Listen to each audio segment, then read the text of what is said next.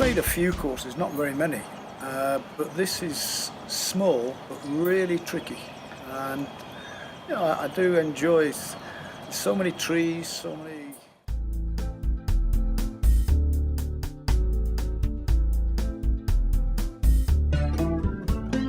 Ja, der Platz ist wunderbar.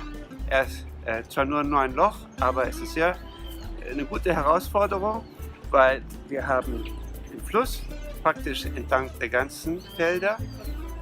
Man hat also immer den Challenge, nicht ins Wasser zu fallen. Und man hat Vögel, die Queruqueros, die auch gerne mal sich zu Wort melden. Wenn man denen zu nahe kommt, dann greifen sie an.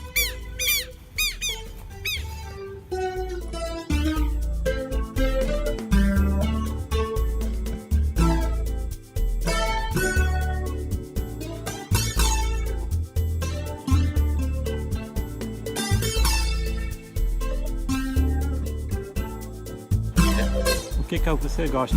Gosta Tudo? tudo.